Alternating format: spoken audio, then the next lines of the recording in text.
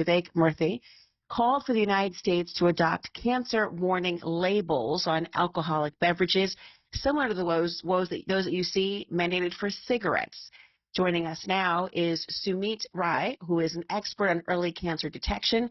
He lost his sister, unfortunately, to cancer, prompting him to found Cancer Check Labs, where he serves as CEO. Sumit, welcome. Good morning to you. How are you? Good morning. Thank you for having me. I'm sorry to hear. I'm good. Thank you so much. I'm so sorry to hear about the loss of your sister. And tell us about Cancer Check Labs. I know that was an inspiration and a catalyst for you. Yes. So Cancer Check Labs has been a technology that's been in development for 14 years that came out commercially earlier this year. And essentially, we developed a blood test that can screen you for 200 solid tumor types. And the mechanism that it uses is to detect tumor cells in the blood that circulate. And as a result is a pan-cancer screen. You know, with cancer, really the key to curing cancer is catching it early. And because our test can detect 200 cancers at stage 0, survival at stage 0 is 99%. Oh my goodness, that's incredible to think about the possibilities there. I know many people are comforted even by the thought of the possibility of being able to have early detection. I think people were a little taken aback when it came to the Surgeon General's warning on Friday of the link between alcohol and cancer as well. And I took a second I remember looking at the wine bottle and saying, was there anything already? And of course, it's on the back, it's on the bottom, it's very low, if at all. This correlation, it's not universally and widely known. Do you think that his suggestion of adopting cancer warning labels would be impactful? I don't. I think that he is unnecessarily creating mass panic and effectively misinforming the American public. He's misstating the severity of the problem here. I mean, first of all, this is not news. So the link between alcohol and cancer has been known since 1987. The World Health Organization categorized alcohol as a group 1 carcinogen back at that time. So this is not something that is new the way it's being purported in the media and the way that, the Surgeon General has brought this out, Vivek. I think the conversation needs a lot of course correction. I think these types of sweeping recommendations need to be made much more responsibly. To put this in perspective, first of all, he's comparing it to something like smoking. In smoking, you have 160,000 deaths annually that are attributed to smoking-related cancers. That is 8 times more than alcohol. So insinuating that there are comparable risks and should be treated similarly is absurd. I mean, for that matter, car accidents cause 40,000 deaths per year, twice as many as alcohol-related cancers at 20,000. That doesn't mean we should stop driving and put warning labels on cars. It just should not be treated at par. The other issue with this is, look, in the United States, there are about 600,000 deaths per year that are attributed to cancer. Only 20,000 of those deaths are attributed to alcohol-related cancer, i.e. 3%. 97% of cancer deaths annually have nothing to do with alcohol. And so if you want to move the needle on cancer, this is not the way to do it. This is the wrong approach, in my opinion. This is causing a lot of alarm that is unnecessary, and this is causing people to just sort of panic. The data that they put there has issues. For example, there's a graphic, I believe on the 4th page of that report, a pie graph, where they show the relative risk of cancer of less than 2 drinks, 2 to 4, 4 to 6, 6 to 8.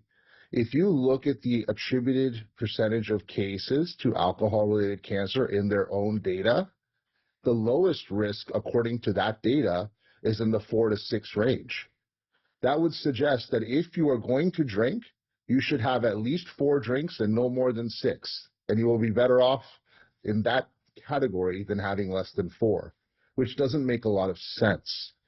Typically, when something is causal, meaning that it causes cancer or causes anything else, you will see a dose response, which means that The more of that substance that you intake, i.e. the more alcohol you have, the higher your cancer rates should go. And that is clearly not what happens in that pie chart. The reason for some of that is that, look, alcohol is known to be an issue, but alcohol is known to be an issue typically with heavy and binge drinking. Light drinking, which is what most people tend to indulge in. If someone wants to have a beer after a hard week's work during Sunday night football, if someone wants to have a glass of wine after a really rough day, they should not be sitting there concerned that this is going to cause cancer because Vivek, the Surgeon General, came out and said so. That is just causing unnecessary concern, stress, and panic. And frankly, those factors, stress, which changes your hormonal profiles because they cause cortisol spikes, are also known to cause issues with cancer. So making these types of recommendations and causing this type of concern is unjustified in my opinion, and it doesn't really move the needle.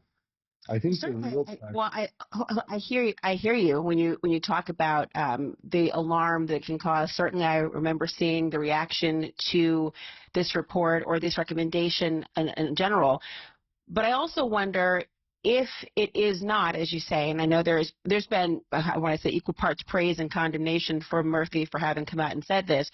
If it doesn't have that big of an impact on cancer, alcohol use, then the warning should be something that is not causing the same alarm. And putting the warning on, why would that be harmful just to have the warning present if it could have some minor impact and minor boost to awareness, even if it doesn't ultimately move the needle overall on trying to cure or address other forms of cancer? I think because it causes fear. And again, it scares people from partaking in these types of activities. And then you also go to what's next. So do you start putting warnings on bars, restaurants, grocery stores that sell liquor distributors? You know, in smoking, they did that. They had to put warnings in areas and establishments. But the reason they did that with smoking is because if you are smoking, the secondhand smoke can affect other people around you. In alcohol, that is not the case.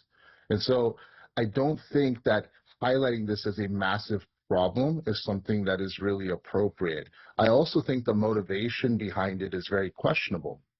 I mean, this is not new. If he wanted to bring this out as a problem, why not bring it out before the holidays when people drink more? Why not bring it out at the beginning of his 4-year term? Again, this is very old data. Why not bring it out 12 years ago during his first term? Why now? And I can tell you the reason now. The reason he's doing it now is because it's an attention grab. He's about to leave office, you know, with the change in the administration. He's days away from being released. He has not done anything of note that has got him a lot of attention. And he's making this move for personal monetary gain because he's trying to build his brand for speaking fees, consulting, and authoring books. It entirely parallels what he did during COVID, where he was charging $2.6 million of consulting fees to give basic recommendations for hand washing and wearing masks to large corporations to win favor. You know, I am curious as to why. I mean, and whether he is supporting his future or not in terms of, I don't know that to be the case. I don't know the fees, but I do certainly take your point that those who leave an administration certainly is setting themselves up for what will come after the administration. But I am curious as to why you're so critical of the idea of putting a warning. We already have labels affixed to bottles and cans of alcoholic beverages, right? They warn about drinking while pregnant or before driving and operating machinery. We've all seen our general health risks. And there is a correlation with alcohol to cancer cases, albeit a smaller proportion than others.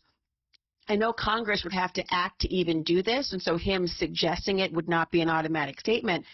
But if the concern is to inform people about the possibility of a link, why is the advocacy for a label that Congress would have to do, why is that seeming to be so triggering for people? Are people, if they're going to be dismissive of it and not buy into what he has to say, then surely a warning wouldn't impact that. Well, I think it's a bigger conversation around, you know, sort of what's wrong with the government. Like what he's doing here is he's using this platform for branding as opposed to actually moving the needle. For example, Vivek was a co-founder of a technology with me that enabled this test that I told you about. He's fully aware that there's an early cancer screening test that can save millions of American lives. We have 3 issued patents by the U.S. government. We have a federally compliant and federally certified lab under HHS.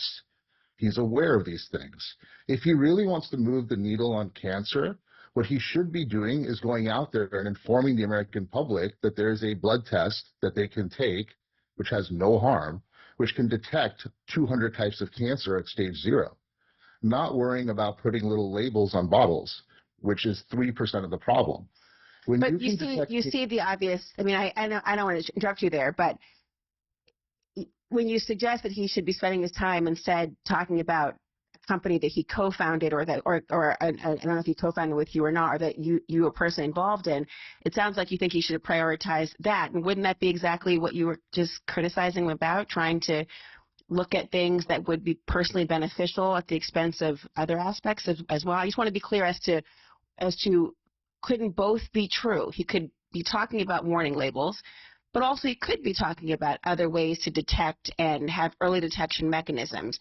Is the issue that he didn't prioritize one over the other? The issue is the level of impact. So first of all, it would not be the same because he has no monetary interest in the company today. And so as a result, there's no financial conflict. So this would not be him doing it for personal brand and personal gain. When he goes out to create a bunch of earned media for himself by creating this panic around alcohol, which I believe is unjustified because the numbers with alcohol represent 3% of the problem. That is a little bit. Yeah. I think we're losing you for a second on the time, but I definitely thank you for coming on. It's important to hear your perspective and to know more about Cancer Check Labs you've been talking about today.